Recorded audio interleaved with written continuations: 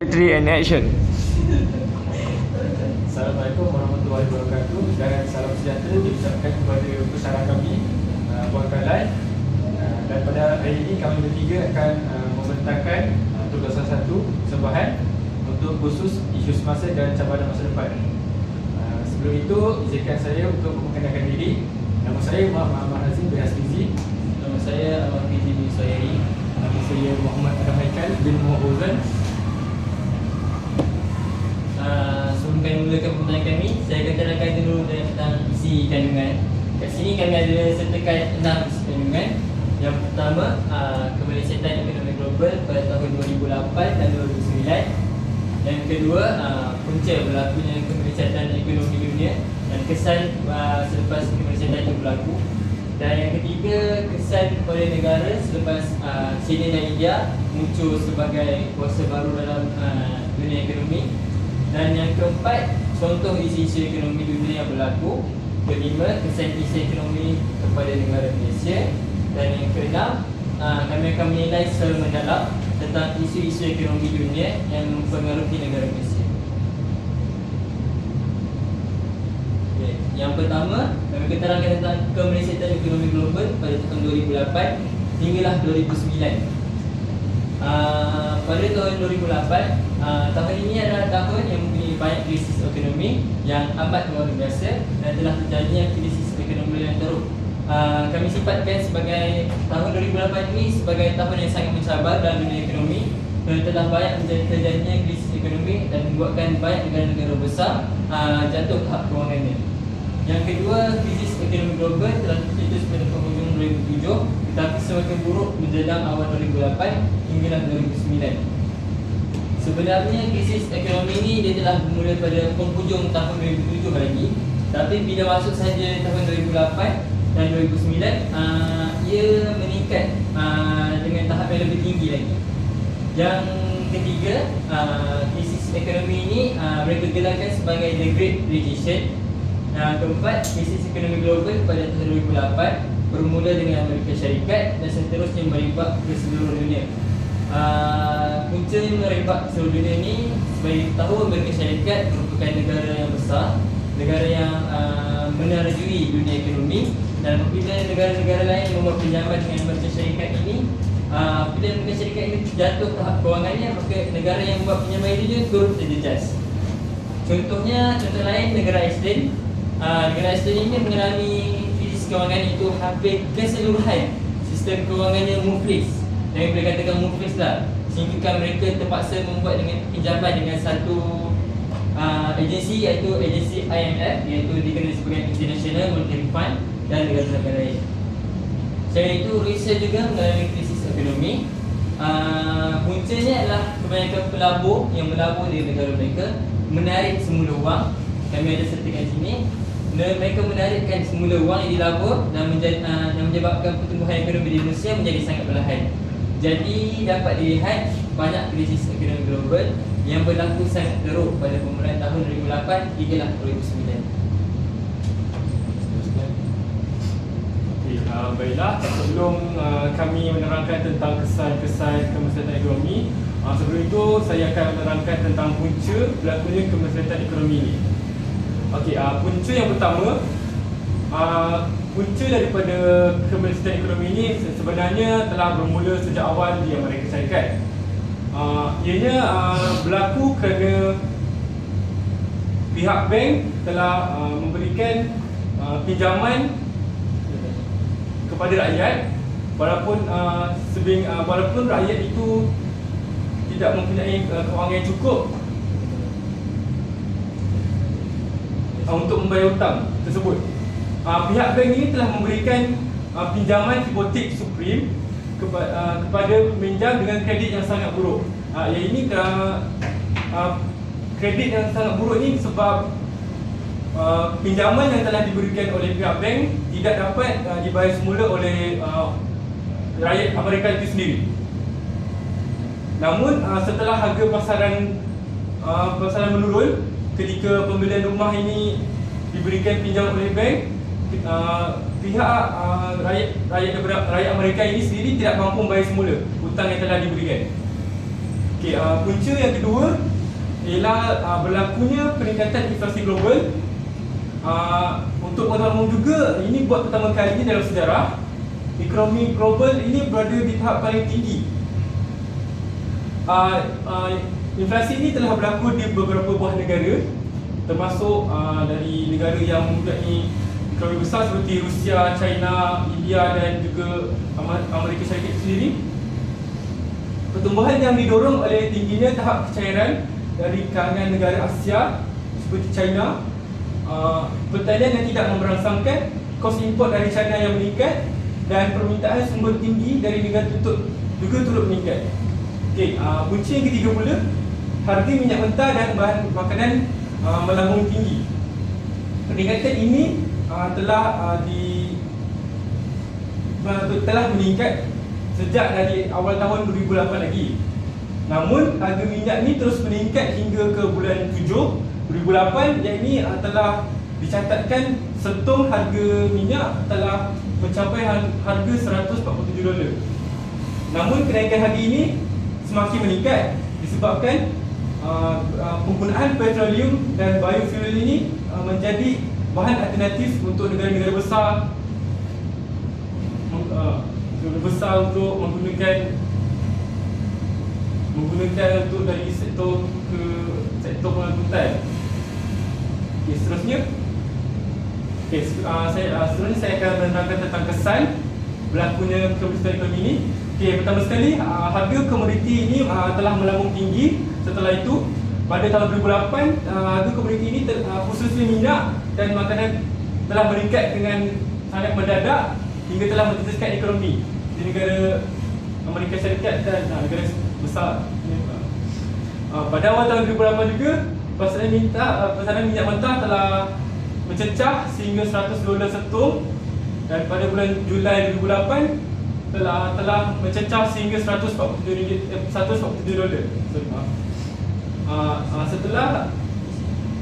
Setelah harga komoditi ini telah melambung tinggi, persidangan G8 yang kali ke-34 telah bersidang untuk membincangkan cara untuk menangani isu krisis ini. Okey, yang kedua, berlakunya pengangguran yang sangat tinggi di setiap negara yang terjejas. Pada penghujung tahun 2009, Pertubuhan Buruh Antarabangsa telah menyatakan seramai 20 juta manusia telah hilang pekerjaan. Ramai di antara mereka berada dalam sektor pertanian, tanah, perkhidmatan dan juga keuangan serta industri berada. Yang ketiga, kesan daripada keberhasilan ekonomi ini, inflasi yang teruk melanda dunia. Pada bulan 2 2008, Reuters telah melaporkan bahawa tahap inflasi global pada ketika itu berada pada tahap paling tinggi. Punca berlakunya inflasi ini kerana bekalan di seluruh dunia disebabkan lebihan bekalan wang di seluruh dunia oleh disebabkan Rizal Persekutuan memberikan pelanggan memberikan duit pelanggan untuk memberikan mereka kewangan membasmi krisis kewangan. Selain itu, projek pembangunan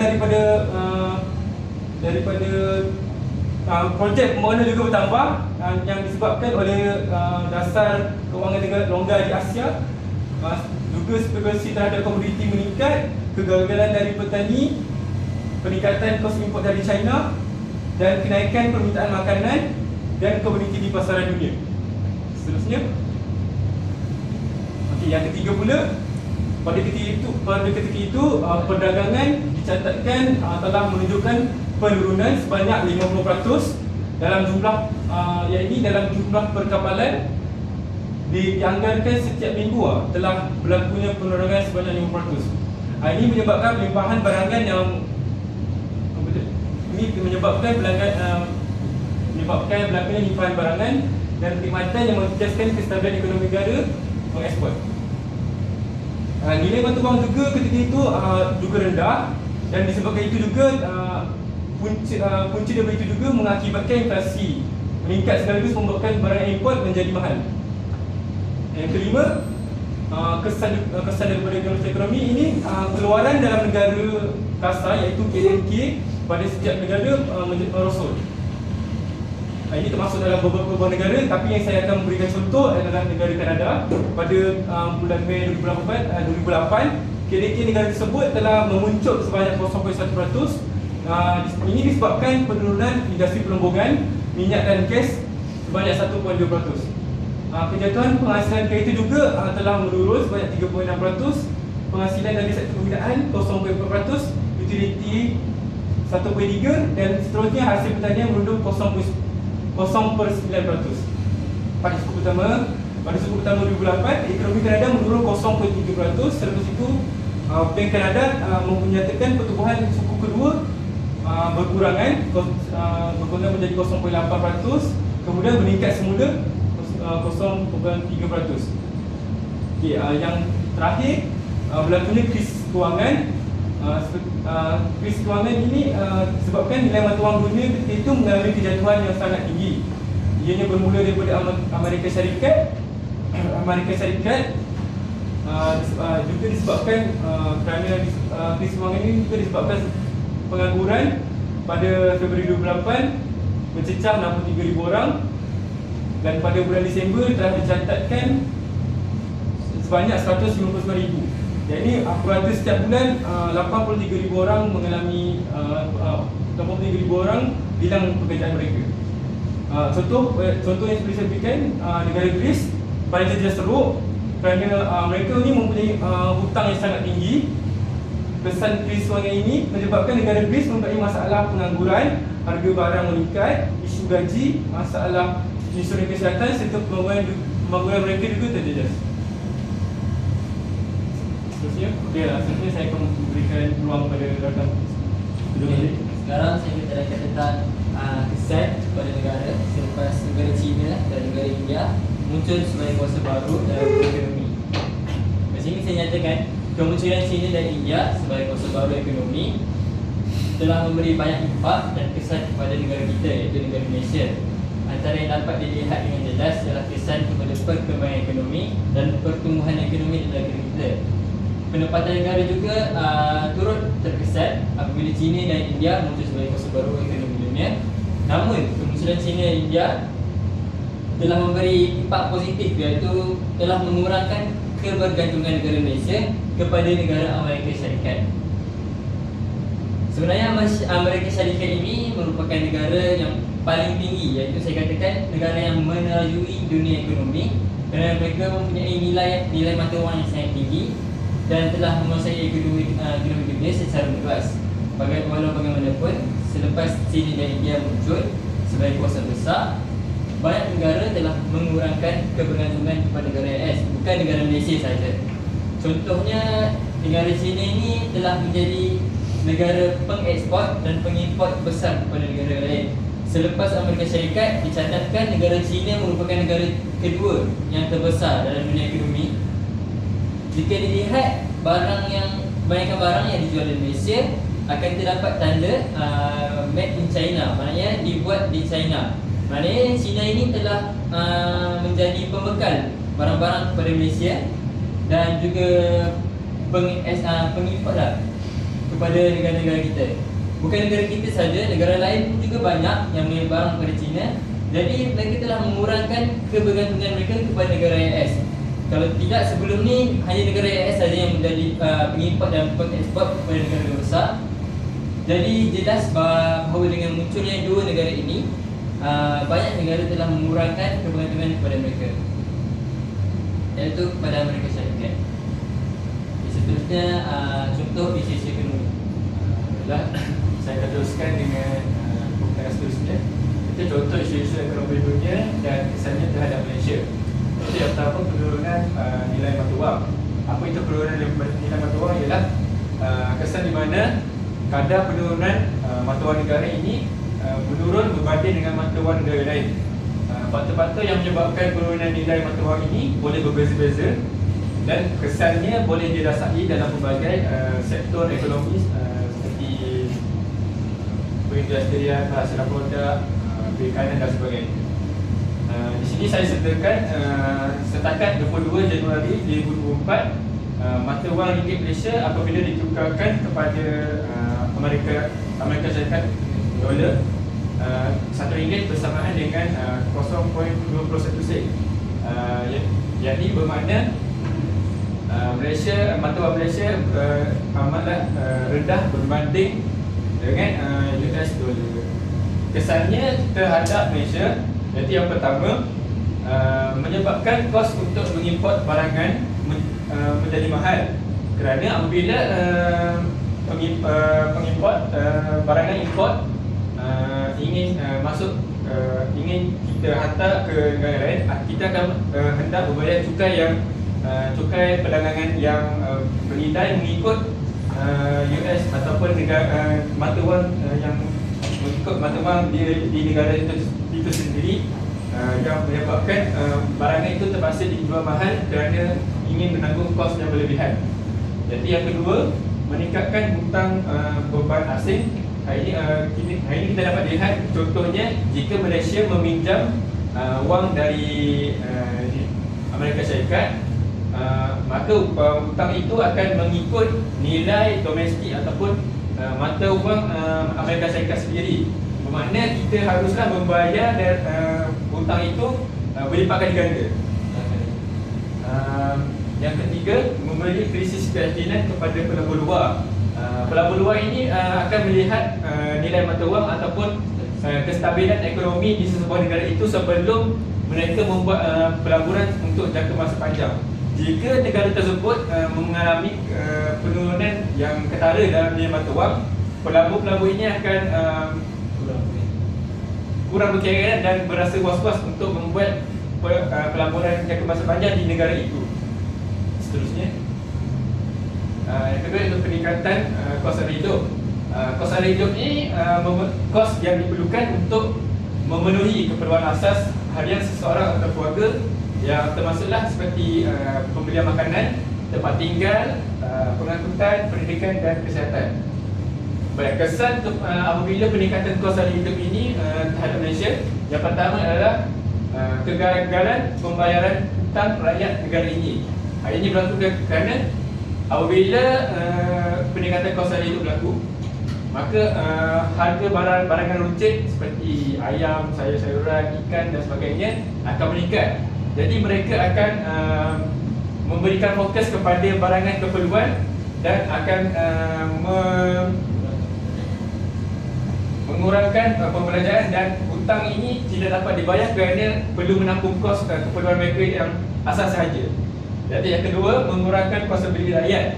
Jadi seperti apabila peningkatan kos sara hidup berlaku, barangan-barangan runcit akan meningkat dan mereka akan mengurangkan pembelian untuk bahagian kemahuan seperti beg, kasut dan sebagainya. Mereka akan mengurangkan pembelian mereka kerana memfokuskan pada keperluan asas saja. Jadi yang ketiga, mengurangkan keyakinan rakyat untuk memiliki aset kekal seperti rumah atau kereta. Ini adalah sama seperti kuasa beli juga, kerana mereka akan fokus kepada keperluan asas untuk memastikan mereka hanya dapat bertahan menggunakan keperluan asas saja. Seterusnya, yang ketiga, pengangguran global.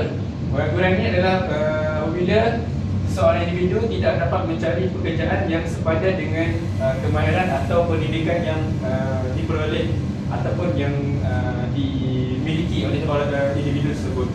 Tentu terdapat pelbagai faktor yang menyumbang kepada peningkatan kadar pengangguran ini, seperti contohnya ketiadaan kemahiran yang tertentu atau sebagainya. Jabatan Perangkat Malaysia telah menunjukkan pada Mei 2021 merekodkan lebih 728,000 orang menganggur di negara ini. Terus pada kesan, iaitu yang pertama, mengurangkan kadar permintaan barangan kerana individu yang kehilangan pekerjaan ini akan meminimumkan perbelanjaan mereka. Hari ini kerana mereka tidak dapat menjamin ataupun mendapatkan sumber yang kekal ataupun yang berterusan kerana mereka kehilangan kerja, jadi mereka akan mengurangkan perbelanjaan mereka. Yang kedua adalah mungkin mendorong setengah individu di negara ini akan mencari pekerjaan di luar negara, yang menyebabkan negara kita mengalami penurunan tenaga kerja dan kehilangan kemahiran pekerja yang setengah individu industri memerlukan kemahiran tersebut. Contohnya pekerja-pekerja yang bekerja di industri otomotif yang hanya industri tersebut memerlukan kemahiran yang tertentu sahaja. Seterusnya. Kita akan masuk kepada menilai secara mendalam tentang isu piramida dunia yang mempengaruhi negara Malaysia. Kat sini kami menyatakan keadaan ekonomi dunia boleh mempengaruhi negara Malaysia dalam pelbagai cara, terutamanya negara kita, negara Malaysia, kerana negara Malaysia ini adalah negara yang banyak terlibat dengan perdagangan antarabangsa, iaitu perdagangan yang melibatkan kerjasama dengan luar negara dan bergantung kepada pelaburan asing dari luar negara. Maknanya negara kita adalah negara yang banyak bergantung kepada pelaburan asing dari luar negara. Dekat sini kami sertakan dua contoh isu ekonomi dunia yang mempengaruhi negara Malaysia. Yang pertama adalah isu alam sekitar dan perubahan iklim, dan yang kedua pandemik dan kesihatan global. Yang mana pandemik dan kesihatan global ni kami akan fokuskan kepada pandemik COVID-19 lah. COVID yang paling memberi kesan kepada negara kita. Okay, seterusnya. Baiklah, kita tengok pada isu alam sekitar yang telah mempengaruhi pertumbuhan ekonomi negara kita. Iaitu yang pertama, kita akan lihat risiko apabila berlakunya fenomena seperti banjir ataupun tsunami. Yang pertama sekali, mereka akan menyebabkan kerosakan infrastruktur seperti bangunan dan kawasan pertanian. Hal ini akan menyebabkan produktiviti ataupun penghasilan penjanaan kita punya pendapatan akan menjadi rendah dan menjejaskan kegiatan perniagaan kerana bangunan-bangunan dan kawasan-kawasan untuk rakyat kita berniaga akan musnah terjejas dengan fenomena ataupun bencana alam yang dihadapi pada ketika itu. Yang kedua, iaitu kita boleh pergi kepada risiko peralihan, iaitu apabila berlakunya bencana alam ataupun fenomena sekitar, rakyat-rakyat akan meninggalkan aset-aset mereka dan menyebabkan keuntungan mereka berkurang, dan mereka terpaksa membuat pinjaman untuk menanggung kos-kos yang telah hilang akibat bencana alam yang dihadapi. Iaitu yang ketiga, kita lihat risiko liability, iaitu apabila berlakunya bencana alam seperti banjir, kerajaan akan membayar pampasan ataupun duit bantuan kepada pihak yang terjejas. Hal ini menyebabkan kerajaan akan menanggung kos ataupun terpaksa mengalihkan ataupun menggerakkan kos yang digunakan untuk pertumbuhan ekonomi untuk membantu dan memulihkan sektor-sektor yang terjejas akibat banjir tersebut. Apabila kita melihat di sini adalah risiko yang seterusnya, kita akan lihat kesan, iaitu yang kerugian pasaran semasa. Kita dapat lihat syarikat perniagaan mengalami kerugian yang besar apabila mereka mengalami masalah dalam proses distribusi produk kerana bencana-bencana alam ini telah mengakibatkan mereka mengalami masalah untuk menghantar dan menjual produk-produk mereka, dan menyebabkan mereka terpaksa menanggung kos kerugian yang lebih tinggi berbanding keuntungan. Yang kedua, kita dapat lihat kerugian insurans dan syarikat insurans dan hartanah. Syarikat insurans, apabila seseorang itu membuat insurans dan mereka contohnya insurans untuk banjir, apabila pemegang insurans itu terpaksa mengambil insurans mereka, syarikat insurans menanggung kos yang tinggi pada masa yang pada satu masa yang sama, dan aset kekal seperti rumah, kereta akan mengalami penurunan nilai kerana terjejas teruk dengan fenomena atau bencana alam tersebut. Dan ini akan mengurangkan kekayangan isi rumah dan perniagaan terjejas kerana kerosakan yang dilakukan oleh bencana alam. Yang ketiga, yang terakhir, ketidakpastian pasaran pasar kewangan. Iaitu kita dapat lihat sini, apabila berlakunya bencana alam seperti banjir dan sebagainya, hal ini akan mempengaruhi kestabilan ataupun pertumbuhan ekonomi kita. Apabila ekonomi di negara kita tidak stabil, pelabur-pelabur luar akan menjadi was-was ataupun takut untuk membuat pelaburan di negara kita dan mengakibatkan pasaran saham kita menjadi turun naik. Terusnya,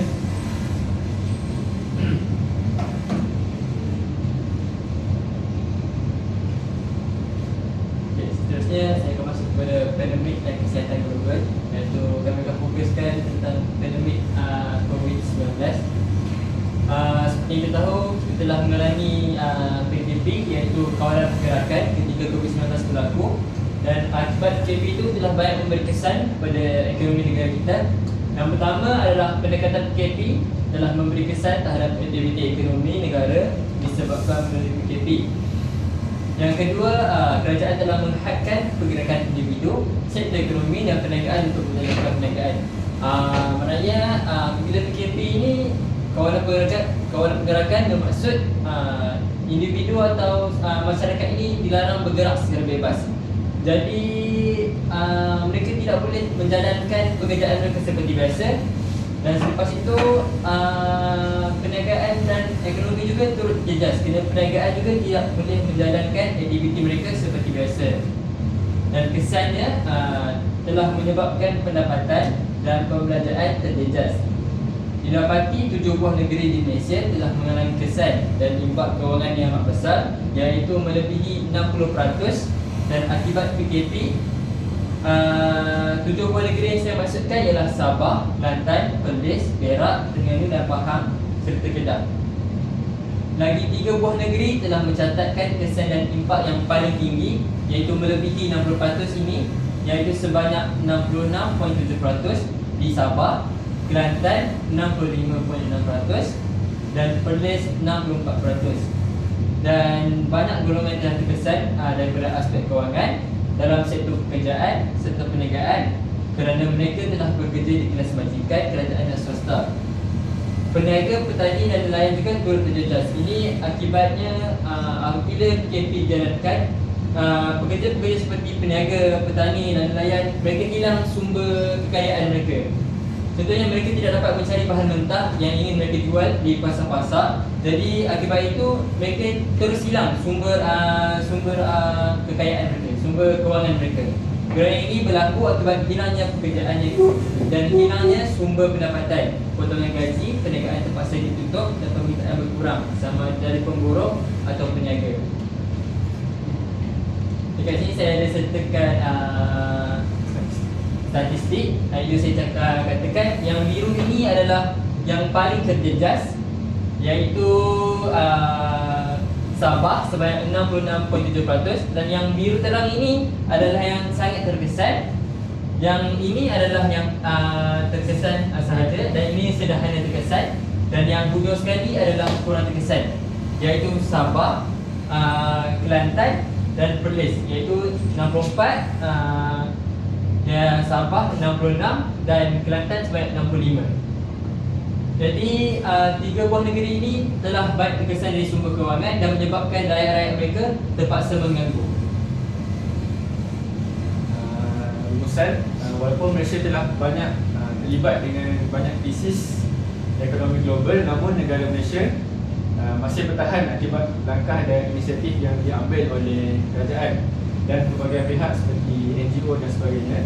Oleh itu, pihak pentadbiran dan Komite Ekonomi Malaysia pada hari ini perlu memantau segala isu yang akan merosotkan ekonomi Malaysia dengan cepat dan perlu bijak dalam membuat keputusan dan serta mengambil langkah-langkah strategik untuk menyelenggarkan impak yang berlebihan serta merancangkan pertumbuhan ekonomi dalam suasana global yang berubah-ubah pada masa kini. Ini adalah rujukan kami. Sebenarnya rujukan kami adalah datangnya pada berita dan juga jurnal.